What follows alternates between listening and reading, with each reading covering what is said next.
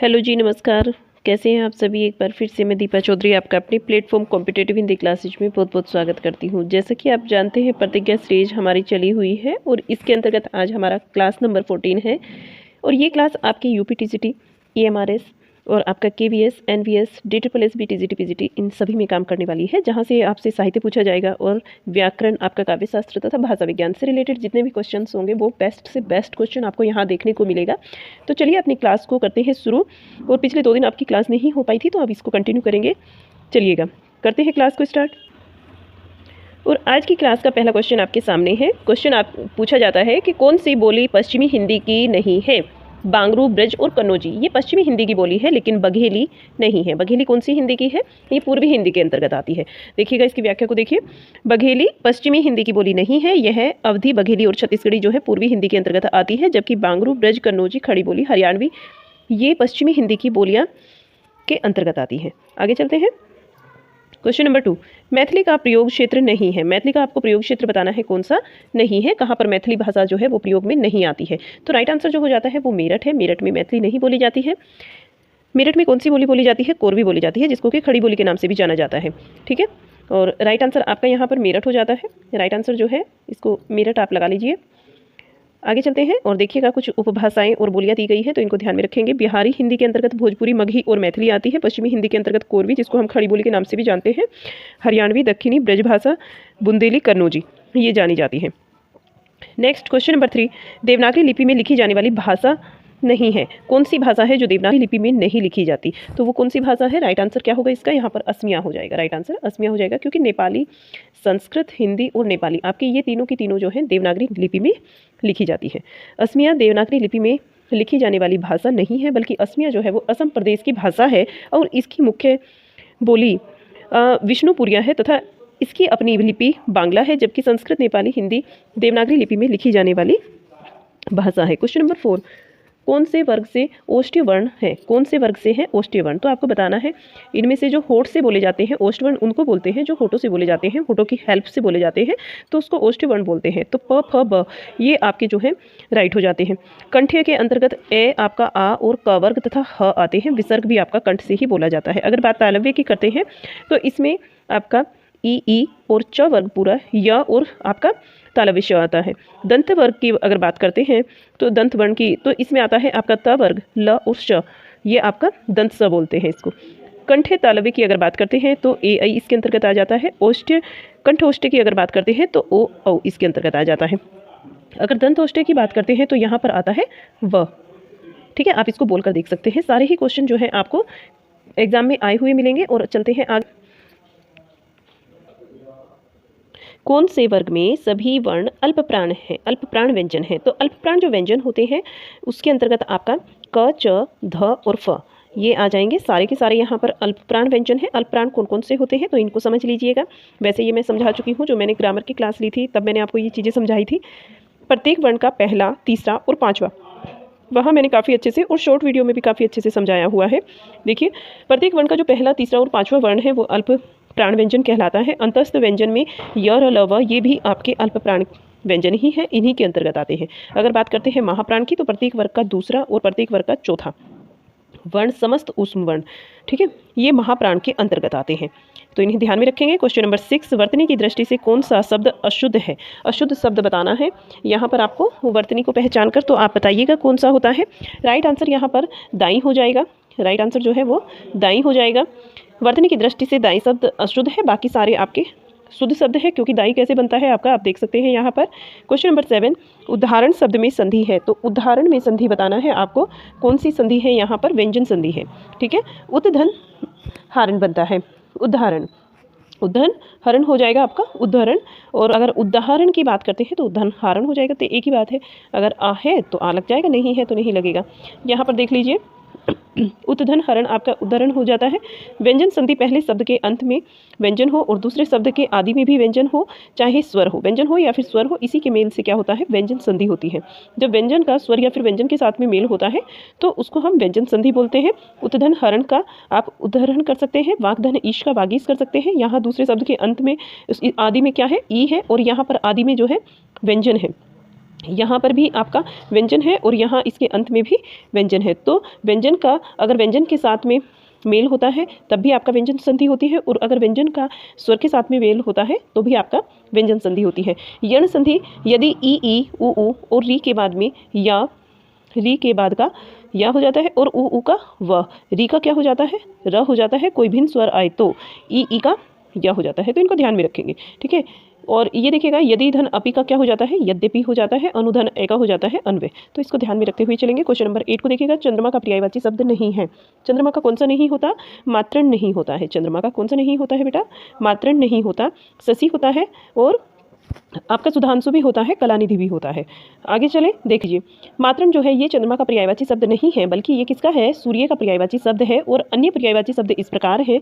सूर्य की बात करें तो यहाँ सूर्य का मात्रण दिवाकर, प्रभाकर और आपका दिनकर, रवि और भानु, ये सूर्य के पर्यायवाची शब्द होते हैं। चंद्रमा के पर्यायवाची शब्दों की बात करें तो चांद, शशि, कलानिधि, सुधांशु, अंशुमाली, विधु, इंदु, मयंक और तारकेश आदि। क्वेश्चन नंबर 9, क्वेश्चन नंबर 9 को देखिए। आधार का विलोम शब्द है। आधार का विलोम शब्द बताना है, क्या होता है, आद्य होता है। आधार का विलोम शब्द आद्य होता है, क्योंकि आधार देखिएगा यहाँ कुछ जो है आपके शब्द और विलोम शब्द दिए गए हैं, तो इनको देखिए। प्रसार का संकोच होता है, जागरण का जो है वो सुषुप्ति होता है, जानदार का होता है बेजान, और जार्जर का होता है ओरस, ये होता है आपका जार्जर का। क्वेश्चन नंबर 10, कौन सा शब्द अनिकार्थी शब्द नहीं है। अनिकार्थी नहीं है, तो आपको बताना है यहाँ पर कौन सा शब्द है जो अनिकार्थी नहीं है, तो वो है पाप। इसके अनिकार्थी शब्द नहीं है। और बाकी जो कुछ शब्द हैं और अनिकार्थी शब्द हैं तो इनको देख लीजिए। पृष्ठ की अगर बात करते हैं तो पृष्ठ को हम पन्ना, पीठ, पीछे का भाग और ऊपरी सतह भी बोलते हैं। पानी की बात करें तो जल, चमक और लज्जा, वर्षा, स्वाभिमान, ठीक है। फल की बात करते हैं तो मेवा, परिणाम, लाभ और सशस्त्र अग्रभाग, ये बोलते हैं फल को। बिंदु की बात करते हैं तो बिंदु में हो जाता है बूंद, बूंद आपका कर्ण और शून्य, चिन्ह और अनुस्वार। भेद की अगर बात करें तो छेदन, फूट, रहस्य और अंतर, ये हो जाते हैं आपके भेद के अनिकार्थी शब्द। अब आता है आपका क्वेश्चन नंबर 11, तो 11 को देखते हैं। क्वेश्चन नंबर 11 देखिएगा। देखिए, कौन से शब्द युग्म का अर्थ सही नहीं है, तो जिसका शब्द का अर्थ आपका सही नहीं है वो बताना है, ठीक है। अंश और अंश यहाँ पर दिए हुए हैं, तो पहले वाले अंश का मतलब होता है कंधा और दूसरे अंश का मतलब होता है हिस्सा, ये ठीक है आपका। अगर बात करें अभिराम की तो अभिराम का मतलब सुंदर ही होता है, और अविराम की बात करते हैं तो इसका मतलब होता है निरंतर। अविलंब और अवलंब तो आपका ये गलत हो जाता है, ठीक है। यहाँ पर अवधि की अगर बात करें तो इसका मतलब काल ही होता है, समय ही होता है, और इस वाली अवधि की बात करें तो ये भाषा है आपकी, ये क्या है, ये भाषा है। और आगे चलते हैं, देख लीजिए इसकी व्याख्या तो आपको क्लियर से समझ में आ जाएगा। अविलंब की बात करते हैं तो अविलंब का मतलब शीघ्र और अवलंब का मतलब ऐसा है। शब्द युग्म का अर्थ ये बिल्कुल भी सही नहीं है, जो इन्होंने दिया है वो सही नहीं है, क्योंकि अविलंब का मतलब तो शीघ्र ही होता है और अवलंब का मतलब होता है सहारा। अवलंब का क्या मतलब होता है, इस वाले अवलंब का मतलब ऐसा ही नहीं, सहारा होता है, जबकि अन्य शब्द युग्म जो है आपके वो ठीक है। क्वेश्चन नंबर 12, निम्नलिखित में से कौन सा शब्द अविकारी शब्द है। अविकारी शब्द यहाँ पर बताना है कौन सा शब्द है, और राइट आंसर बनता है वाह, अविकारी शब्द है, ठीक है। वह शब्द अविकारी शब्द है। और अवयव ऐसे शब्द को कहते हैं जिनके रूप में लिंग, वचन, पुरुष, कारक आदि के कारण कोई विकार उत्पन्न नहीं होता, जैसे जब, तब, अब, उधार, वहाँ, इधर, किंतु, परंतु इत्यादि। संज्ञा की अगर बात करें तो संज्ञा उस विकारी शब्द को कहते हैं जिसे किसी विशेष वस्तु, भाव और जीव के नाम का बोध हो, जैसे साधु, शहर, सुख इत्यादि। आगे चले और क्वेश्चन देखते हैं। क्वेश्चन नंबर 13, क्वेश्चन देखेंगे 30 नंबर, कौन सा शब्द विशेषण है। विशेषण बताना है हमें कौन सा शब्द है, और यहाँ राइट आंसर हो जाता है आपका चचेरा, ये शब्द आपका विशेषण है। और इसकी व्याख्या को भी देख लीजिए। चचेरा शब्द विशेषण है, जबकि गरज, सोना, रक्त संज्ञा शब्द है। विशेषण जो संज्ञा या सर्वनाम की विशेषता बताए उसे विशेषण शब्द कहते हैं। प्राचीन, पुराना, क्षेत्रीय और पिंगला इत्यादि। क्वेश्चन नंबर 14, निम्नलिखित भाववाचक संज्ञा शब्द है, तो भाववाचक संज्ञा शब्द बताना है इसमें क्वेश्चन नंबर 14 में। और राइट आंसर जो है वो आपका सी हो जाता है। राइट आंसर क्या हो जाता है, सी बन जाता है, बुद्धिमत्ता उसको बोलते हैं। बुद्धिमत्ता ये भाववाचक संज्ञा है। भाववाचक संज्ञा जिस संज्ञा शब्द से व्यक्ति या फिर वस्तु के गुण, धर्म, दशा अथवा व्यापार का बोध होता है उसे भाववाचक संज्ञा कहते हैं, जैसे लंबाई, बुढ़ापा, नम्रता और मिठास, पंडिताई इत्यादि। जातिवाचक संज्ञा जिन संज्ञाओं से एक ही प्रकार की वस्तु का व्यक्तियों का बोध हो, उन्हें क्या बोलते हैं? जातिवाचक संज्ञा कहते हैं। जैसे कि मनुष्य, घर, पहाड़, नदी इत्यादि। किसी व्यक्ति विशेष का नाम का बोध नहीं होता, जिससे एक पूरी जाति का बोध होता है, तो वही जातिवाचक संज्ञा होती है। क्वेश्चन नंबर देखिएगा 15। उसने कुछ नहीं खाया वाक्य में रेखांकित पद है। तो रेखांकित पद जो कुछ है आपका, ये बताना है कि ये क्या है। देखिए ये अनिश्चयवाचक स्वरनाम है। कुछ क्या होता है? अनिश्चयवाचक स्वरनाम होता है। इसको हम पुरुषवाचक, निजवाचक और संबंधवाचक में नहीं रखेंगे। किसके अंतर्गत रखेंगे? अनिश्चयवाचक स्वरनाम के अंतर्गत रखेंगे। और वाक्य में रेखांकित पद जो है, आपने बता ही दिया कि वो अनिश्चयवाचक स्वरनाम है। स्वरनाम उस विकारी शब्द को कहते हैं जो पूर्व पद संबंध से किसी भी संज्ञा के बदले आता है। और स्वरनाम के भेद जो है, हिंदी में कुल 11 स्वरनाम है। मैं, तू, आप, यह, वह, जो, सो, कोई, कुछ, कौन, क्या। ठीक है, हिंदी में कितने हैं इनको ध्यान में रखेंगे। कुल 11 स्वरनाम है। और अगर प्रयोग की बात करते हैं, प्रयोग के आधार पर स्वरनाम के कितने भेद होते हैं? प्रयोग के आधार पर 6 भेद होते हैं। हिंदी में स्वरनाम 11, प्रयोग के आधार पर 6। पुरुषवाचक स्वरनाम, निजवाचक स्वरनाम, निश्चयवाचक स्वरनाम, अनिश्चयवाचक स्वरनाम, संबंधवाचक स्वरनाम और प्रश्नवाचक स्वरनाम।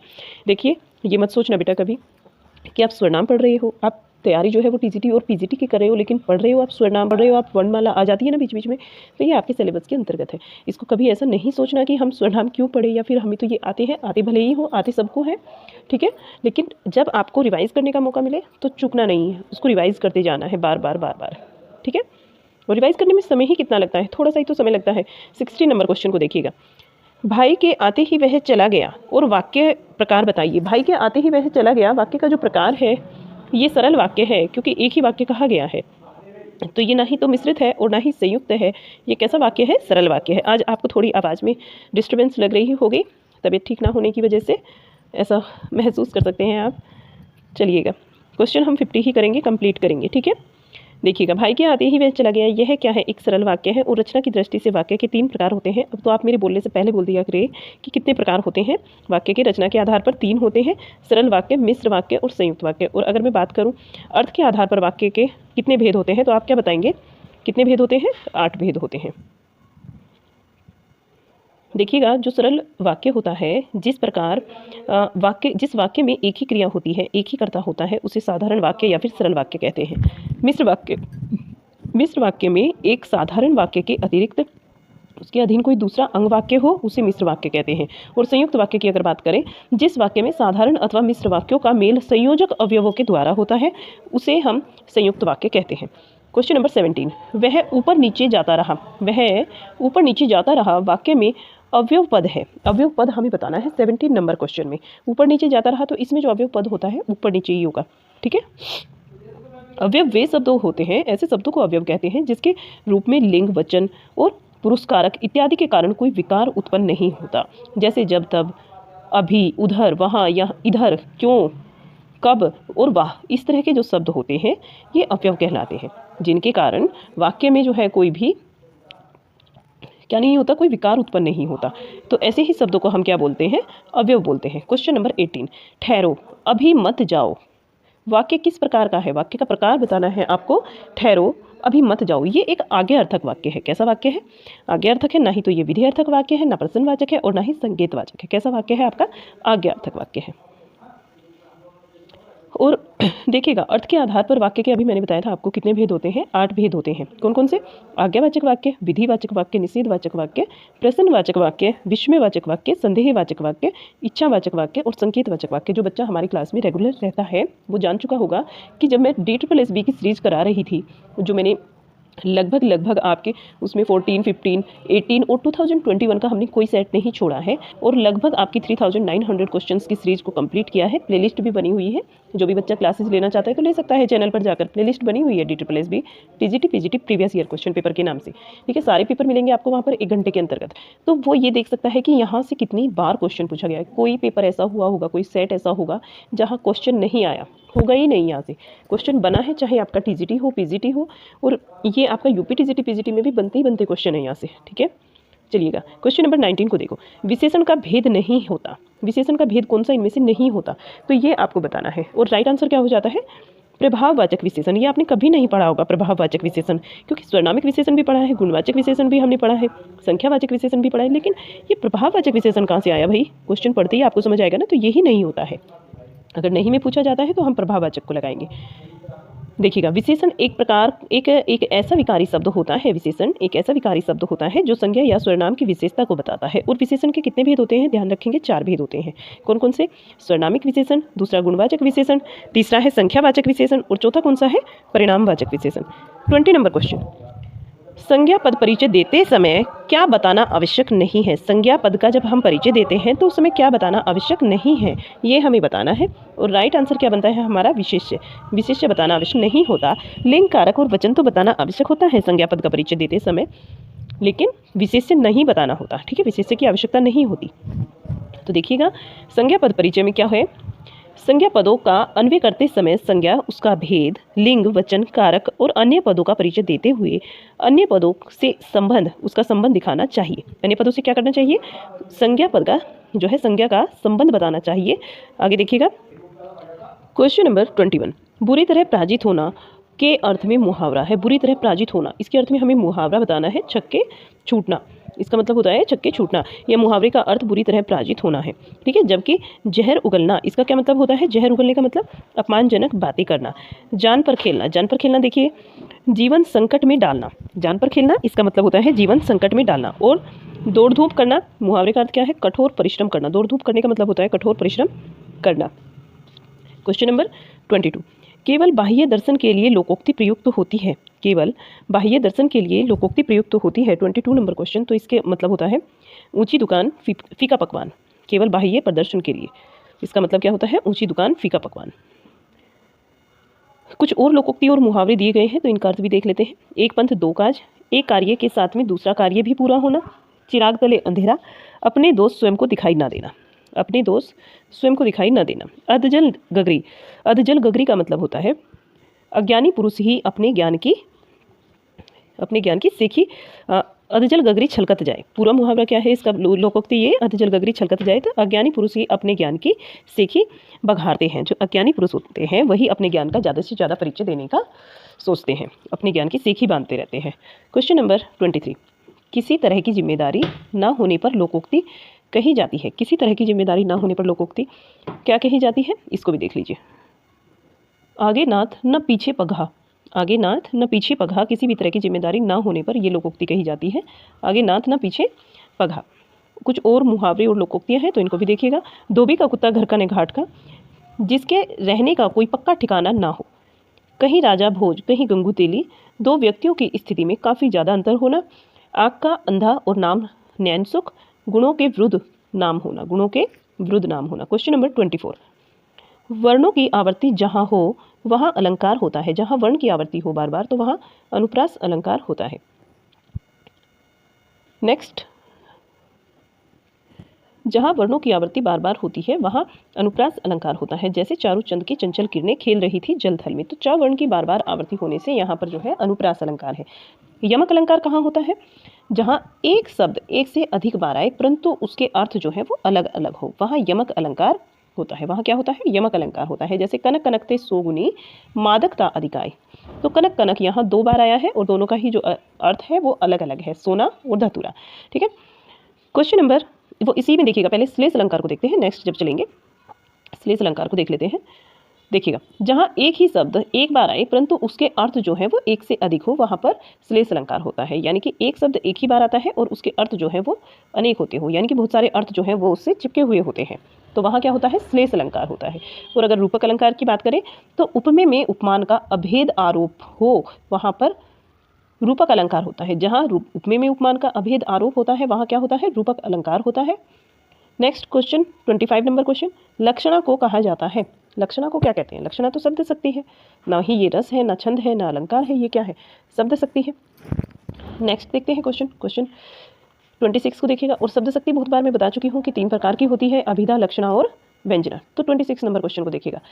संविधान का कौन सा अनुच्छेद कहता है कि राज्य और केंद्र के बीच में, राज्य और केंद्र तथा 2 राज्यों के बीच पत्र आदि संघ की जो राजभाषा है किसमें किया जाएगा? ठीक है, ये संघ की कौन सी संघ की भाषा राजभाषा में किया जाएगा। पत्राचार जो आदि पत्र इन दोनों के बीच में जो पत्र आपस में दिए जाते हैं तो वो पत्र वाली बातचीत जो है वो संघ की कौन सी भाषा में होती है? राजभाषा में होती है। ठीक है। संघ की राजभाषा कौन सी है? हिंदी है। लिपि कौन सी है? देवनागरी है। और ये किस आर्टिकल के अंतर्गत आती है चीज़ें? तो आर्टिकल 346 के अंतर्गत आती है। संविधान का अनुच्छेद 346 कहता है कि राज्य और केंद्र के बीच राज्य और केंद्र के बीच में आपस में जो दो राज्यों के बीच में पत्र आदि संघ की राजभाषा में किया जाएगा। तो पत्राचार के माध्यम से जो भी बातचीत होनी है, जो कन्वर्सेशन होना है, वो किस में होता है? संघ की राजभाषा में होता है। आर्टिकल 344 राजभाषा आयोग और संसदीय समिति से संबंधित है। अगर बात करते हैं आर्टिकल 345 की, तो ये राज्य की राजभाषा या राजभाषाएं इससे संबंधित है। आर्टिकल 351 हिंदी भाषा के विकास के लिए निर्देश दिया गया है। इसके अंतर्गत क्वेश्चन नंबर 27 नंबर क्वेश्चन को देखिए। शासकीय प्रयोजनों के लिए राजभाषा अधिनियम 1976 कौन से प्रदेश पर लागू नहीं होगा? कौन से प्रदेश पर ये लागू नहीं होगा? तो ये होता है हमारा तमिलनाडु पर। कहाँ नहीं लागू होता? ये तमिलनाडु पर लागू नहीं होता। शासकीय प्रयोजनों के लिए राजभाषा अधिनियम 1976 तमिलनाडु पर प्रयोग नहीं होता, लागू नहीं होता है। क्वेश्चन नंबर 28 संविधान की 8वीं अनुसूची में परिगणित 22 भाषाओं में से कौन सी भाषा का उल्लेख नहीं है? तो यहाँ पर कौन सी भाषा का उल्लेख नहीं किया गया है? वो है अंग्रेजी। अंग्रेजी का उल्लेख यहाँ नहीं किया गया है। और 22 भाषाएं हैं वर्तमान में भारतीय संविधान के अंतर्गत, जिसमें आपकी असमिया है, उड़िया है, उर्दू है, और कन्नड़, कश्मीरी, कोंकणी, गुजराती, डोगरी, तमिल, तेलुगु, नेपाली, पंजाबी, बांग्ला, बोडो, मणिपुरी, मराठी, मलयालम, मैथिली, संथाली, संस्कृत, सिंधी, हिंदी, ये आपकी जो है 22 भाषाएं हैं। नेक्स्ट क्वेश्चन है क्वेश्चन नंबर 29 शरत धन इंदु से बनेगा। शरत धन इंदु से क्या बनता है ये हमें बताना है। शरतेंदु बनता है। राइट आंसर शरतेंदु, जो कि शरत धन इंदु से मिलकर बनता है। यह व्यंजन संधि का उदाहरण है और यह क च ट त प के बाद में यदि कोई स्वर या फिर तीसरे वर्ग या चौथा या फिर पांचवा किसी भी वर्ग का तीसरा, चौथा या पांचवा वर्ण हो तो य र ल व हो या फिर क्या हो आपका य र ल व हो तो क च ट त प अपने ही वर्ग का तीसरा बन जाता है। ग बन जाएगा, ज बन जाएगा, ड बन जाएगा, द बन जाएगा और ब बन जाएगा। समझ आइए आपको? किसी भी वर्ग का पहला वर्ण और उसके बाद क्या क्या आए, या तो तीसरा वर्ण आ जाए, या चौथा आ जाए, या फिर पांचवा आ जाए, और या फिर आपका ये रह ले अंतस्थ व्यंजन आ जाए। तो जो पहला वर्ण है वो अपने ही तीसरे वर्ग में बदल जाता है, इसलिए वहाँ क्या बनेगा? शरतेंदु बन जाएगा। क्वेश्चन नंबर 30 प्रेमचंद ने पहला उपन्यास लिखा था। प्रेमचंद जी ने पहला उपन्यास लिखा था तो कौन सा लिखा था इन्होंने? सेवा सदन लिखा था। राइट आंसर जो है हमारा सेवा सदन है। सेवा सदन ये 1918 का है और 1917 में ये उर्दू भाषा में बाजरे हुसैन के नाम से लिखा गया। सेवा सदन इसी का नाम है और हिंदी रूपांतरण है। प्रेमचंद जी के जो अन्य उपन्यास है उसमें देवस्थान रहस्य ये 1905 का है, प्रेमा 1901 का है, वरदान ये 1921 का है, प्रेमाश्रम 1921 और रंगभूमि ये इसका टाइम जो है कुछ मिस्टेक है। अगर बात करते हैं ये 1900 होगा, 1925। कायाकल्प ये 1926 का है और निर्मला 1927, गबन 1931, क्रमभूमि 1933 और गोदान जो है ये 1936 का है। प्रेमचंद जी को क्या कहा गया है? एक आदर्शोन्मुखी यथार्थवादी उपन्यासकार इन्हें कहा गया है और इसको ठीक कर लें, ये 1925 का है। Next 31 number question Gandhi ji के दक्षिण अफ्रीकी जीवन पर आधारित कौन सा उपन्यास है? कौन सा उपन्यास है इनके दक्षिणी अफ्रीकी जीवन पर आधारित? तो ये है पहला गिरमिटिया। क्वेश्चन नंबर 31 गांधी जी के दक्षिणी अफ्रीका जीवन पर आधारित उपन्यास कौन सा है? बस गांधी जी के जीवन पर दक्षिणी अफ्रीकी जीवन पर आधारित जो पहला उपन्यास है ये पहला गिरमिटिया है और इसका प्रकाशन वर्ष 1999 में हुआ है। यह गिरिराज किशोर जी का प्रमुख उपन्यास है। इनके अन्य उपन्यास है लोग, चिड़ियाघर, यात्राएं, जुगलबंदी, यथा प्रस्तावित, तीसरी सत्ता, परिशिष्ट, ढाई घर आदि। ये क्या है? इनके उपन्यास है। तो नेक्स्ट देखिएगा इसमें क्या दिया है इन्होंने आगे कि नदी के द्वीप, अपने अपने अजनबी, शेखर एक जीवनी, अज्ञे के प्रमुख उपन्यास है और टोपी शुक्ला, हिम्मत जौनपुरी, सीन 75, कटराबी आरजू आदि राही मासूम रजा के प्रमुख उपन्यास है। तो याद रखेंगे इनको, टोपी शुक्ला, हिम्मत जौनपुरी, सीन 75 और कटराबी आरजू किसके उपन्यास है? ये राही मासूम रजा जी के हैं। समरसेस है, झिनी चदरिया और आपका जहरवाद, दंतकथा आदि अब्दुल बिस्मिल्लाह के प्रमुख उपन्यास है। 32 नंबर क्वेश्चन को देख लो। 55 खंबे लाल दीवार उपन्यास की लेखिका बताना है। 55 खंबे लाल दीवार ये उपन्यास है और इसकी जो लेखिका है राइट आंसर बनता है आपका उषा प्रियंवदा। ये उषा प्रियंवदा जी का उपन्यास है। आगे चलें और इसकी व्याख्या को देखो। 55 खंबे लाल दीवार, रुकेगी नहीं राधिका, शेष यात्रा, अंतर्वर्षी, भय कबीर उदास, उषा प्रिय मदाक के प्रमुख उपन्यास है। अन्य महिला जो कथाकारों के उपन्यास हैं ये भी देख लीजिए। कृष्णा सोबती की अगर बात करें, मित्रों मरजानी, सूरजमुखी अंधेरे के, जिंदगी नामा, दिलो दानी, समय सरगम बहुत बार पूछे जाते हैं, चारों पांचों ये। और मन्नू भंडारी की बात करते हैं, आपका बंटी, महाभोज। मंजुल भगत की बात करें तो अनारो इनका है, और बेगाने घर में, खातुल, तिरछी बोछार और गंजी, ये इनके उपन्यास हैं। आगे देखिएगा क्वेश्चन नंबर 33, प्रेमचंद युगीन कहानियों की विशेषता नहीं है। जो प्रेमचंद युगीन कहानियां हैं इनकी विशेषता कौन सी नहीं है, तो ये घटना प्रधानता, ये इनकी विशेषता नहीं है। वातावरण की प्रधानता भी उसमें है, चरित्र प्रधानता और कथानक प्रधानता, ये तीनों ही उसमें दी गई हैं, लेकिन घटना प्रधानता की वहाँ इतनी विशेषता नहीं है ये उसकी। आगे देखिएगा यहाँ पर कि चरित्र प्रधानता और वातावरण प्रधानता, कथानक प्रधानता प्रेमचंद युगीन कहानियों की प्रमुख विशेषता है, और प्रेमचंद ने अपनी कहानियों की शुरुआत आदर्शोन्मुखी यथार्थवाद से की है, लेकिन लेखन के अंतिम दौर में इन्होंने चरम यथार्थवाद की स्थापना की। और प्रेमचंद युगीन जो प्रमुख कहानीकारों में प्रेमचंद जयशंकर प्रसाद, चंद्रधर शर्मा गुलेरी, वृंदावन लाल वर्मा, राधिका रमन प्रसाद, चतुर्सेन शास्त्री आदि आते हैं।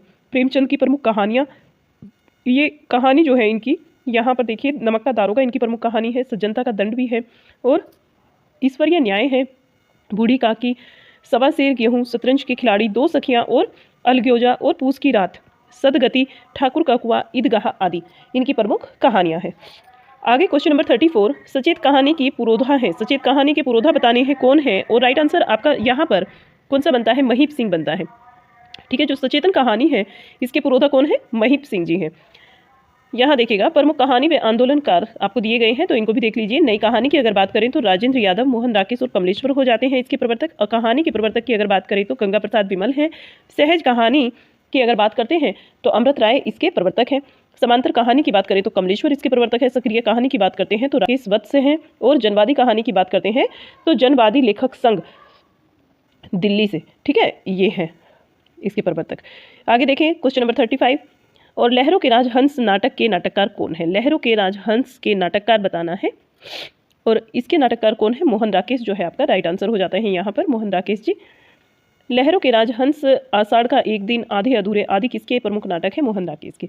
लक्ष्मी का स्वागत, स्वर्ग की झलक और छठा बेटा, जयप्राज्य, अंजो दीदी, कैद, उपेंद्र नाथ अस्क जी के प्रमुख नाटक हैं। युगे युगे क्रांति, टूटते परिवेश, कुहासा, किरण, डरे हुए लोग, वंदनी, सत्ता के आर पार, ये विष्णु प्रभाकर जी के प्रमुख नाटक हैं। दुष्यंत कुमार प्रमुख समकालीन कवि हैं। और इनके देखिएगा आप, सूर्य का स्वागत, आवाज के घेरे, जलते हुए वन का बसंत, साय में धूप, इनकी क्या है, प्रमुख कविताएं हैं। इनका एकमात्र गीति नाट्य है कंठ विस्पाई। क्या है, एक कंठ विस्पाई, इनका एकमात्र गीति नाट्य है एक कंठ विस्पाई। और आगे चलते हैं अगले क्वेश्चन पर, क्वेश्चन नंबर 36। क्वेश्चन नंबर 36, खामोश अदालत जारी है नाटक लिखा है। ये नाटक बताना है किसने लिखा है, विजय तेंदुलकर इसके जो है नाटककार हैं। खामोश अदालत जारी है और घासीराम कोतवाल, कन्यादान आदि ये विजय तेंदुलकर के प्रमुख नाटक हैं। जबकि स्वप्न भंग, आहुति, उदय प्रकाश स्तंभ और कीर्ति स्तंभ, शतरंज के खिलाड़ी, रक्तदान, आन का मान आदि जो है हरिकृष्ण प्रेमी की प्रमुख नाटक हैं। द्रौपदी की बात करें, द्रौपदी हुआ, सेतुबंध हुआ, नायक खलनायक, विदूषक, सूर्य की अंतिम किरण से सूर्य की पहली किरण तक, आठवां सर्ग, शकुंतला की अंगूठी और कैदे हिदायत आदि जो है ये सुरेंद्र वर्मा जी के प्रमुख नाटक हैं। तो इनको भी याद रखेंगे, काफ़ी आपका रिवाइज भी हो रहा है, एक क्वेश्चन में ही काफ़ी कुछ जानकारी आपको दी जा रही है। आगे चलते हैं क्वेश्चन नंबर 37, पूरे 50 क्वेश्चन यहाँ पर करेंगे हम। हिंदी एक प्रथम एकांकी है। हिंदी बताना है हमें, हिंदी का प्रथम एकांकी कौन सा है, तो एक घूट है। और एक घूट किसकी है, जयशंकर प्रसाद जी की प्रमुख एकांकी है ये। जयशंकर प्रसाद कृत एक घूट को हिंदी का प्रथम एकांकी माना जाता है। कुछ विद्वान पश्चिमी नाट्य विधान को ध्यान में रखकर रामकुमार वर्मा द्वारा लिखित एकांकी बादल की मृत्यु को प्रथम एकांकी मानते हैं।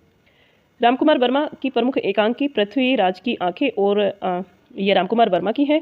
पृथ्वीराज की आंखें, रेशमी टाई, चारुमित्रा, विभूति, सप्तकिरण और रजत रश्मि, दीपदान, बापू, तेंदुआ, तिलचट्टा, योर्स और फेथफुली, मरजीवा, आला अफसर आदि मुद्रा राक्षस के प्रमुख नाटक हैं।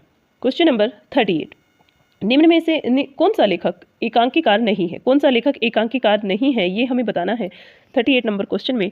और कौन सा नहीं है एकांकीकार, तो पांडे बिचन शर्मा उग्र जो है ये आपके एकांकीकार नहीं है। राइट आंसर क्या हो जाएगा, पांडे बिचन शर्मा उग्र हो जाएगा। यहाँ पर देखिए आगे, पांडे बिचन शर्मा उग्र एकांकीकार नहीं है। गंगा का बेटा इनका प्रमुख नाटक है। गंगा का बेटा क्या है, इनका प्रमुख नाटक है। और जोंक, स्वर्ग की झलक, चारवाहे, देवताओं की छाया में आदि उपेंद्र नाथ अस्क की प्रमुख एकांकी है। ठीक है, और आगे देखिएगा, यहाँ अस्क की बात हो रही है, इनमें कन्फ्यूजन नहीं हो रहा है, ठीक है। बादल की मृत्यु, पृथ्वीराज की आंखें, मिटाई, चारू मित्रा, सप्त किरण, दीप दान आदि रामकुमार वर्मा की प्रमुख एकांकी है। और सबसे बड़ा आदमी मैं और केवल मैं, दो कलाकार आदि भगवती चरण वर्मा की प्रमुख एकांकी है। क्वेश्चन नंबर 39, रेडियो एकांकी को कहा जाता है, रेडियो एकांकी को क्या कहा जाता है? एक ध्वनि एकांकी कहा जाता है। रेडियो नाटक अथवा एकांकी में ध्वनि प्रभावों तथा संगीतों के माध्यम से कुछ ऐसे संकेत दिए जाते हैं जो कि श्रोता अपनी कल्पना शक्ति के द्वारा उन दृश्यों का अनुमान कर सकता है। और रेडियो नाटक अथवा एकांकी का मूल आधार ध्वनि है। रेडियो में ध्वनि के माध्यम से अभिव्यक्ति की जाती है। क्वेश्चन नंबर 40, प्रगतिशील साहित्य की समस्याएं निबंध के लेखक हैं। प्रगतिशील साहित्य की समस्याएं निबंध के लेखक बताना है कौन है।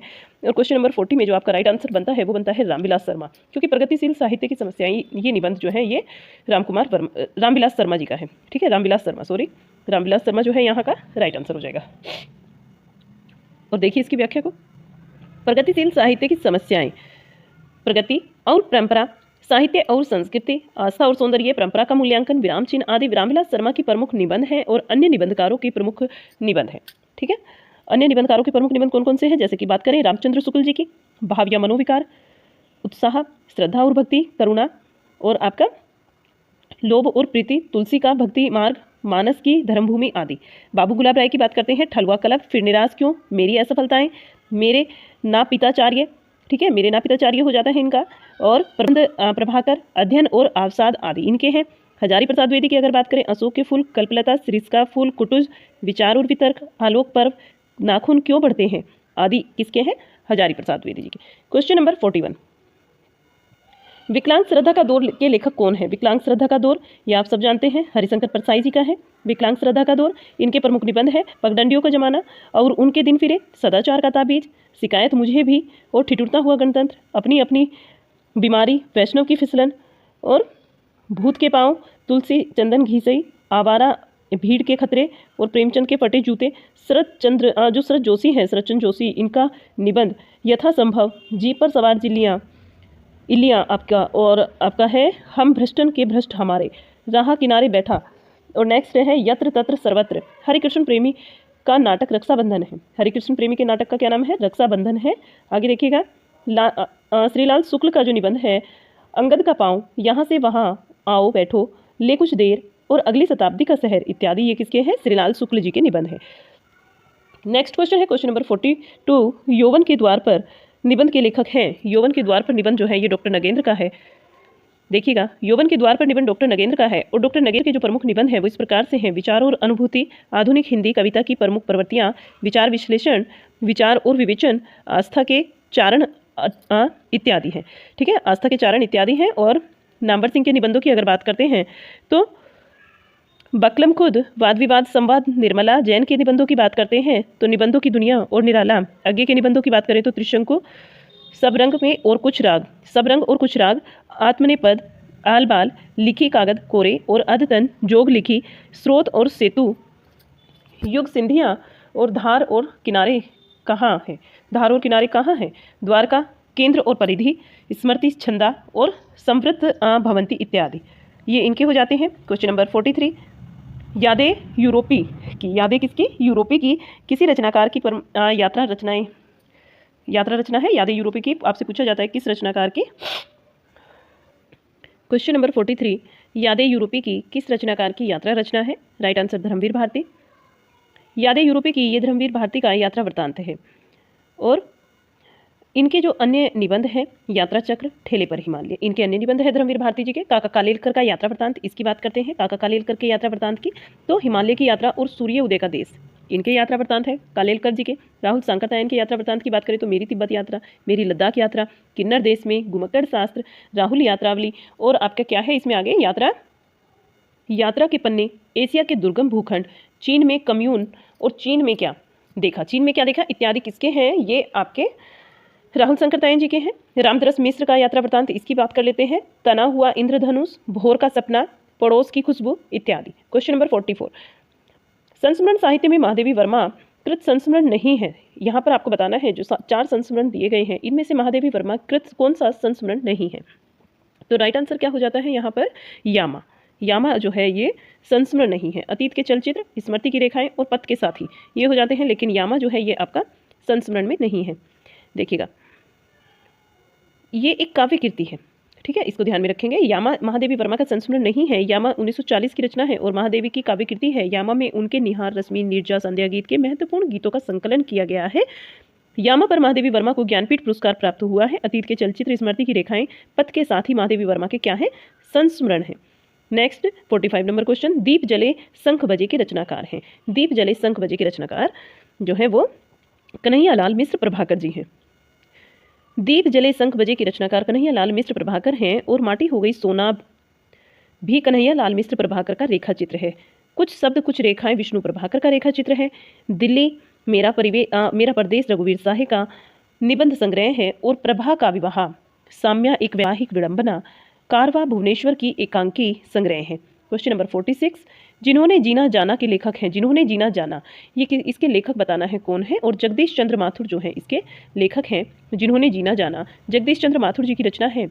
इनके प्रमुख नाटक हैं कोणार्क, सारदिया, 10 तस्वीरें, पहला राजा इत्यादि। हरिशंकर परसाई प्रमुख व्यंगकार थे। हंसते हैं रोते हैं जैसे उनके दिन फिरे, भोलाराम का जीव आदि कहानी संग्रह है इनके, और रानी नागफनी की कहानी ये भी हरिशंकर परसाई जी का प्रमुख उपन्यास है।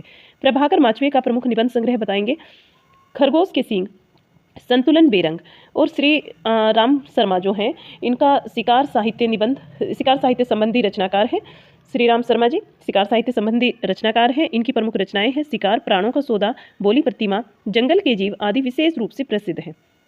Next 47 number question, Bhagat Singh Rajguru आदि से संबंधित संस्मरण संकलित है। भगत सिंह राजगुरु आदि से जो संबंधित संस्करण है ये किस रचना के अंतर्गत संकलित हैं, यश की धरोहर में, ठीक है, किसमें है, यश की धरोहर में।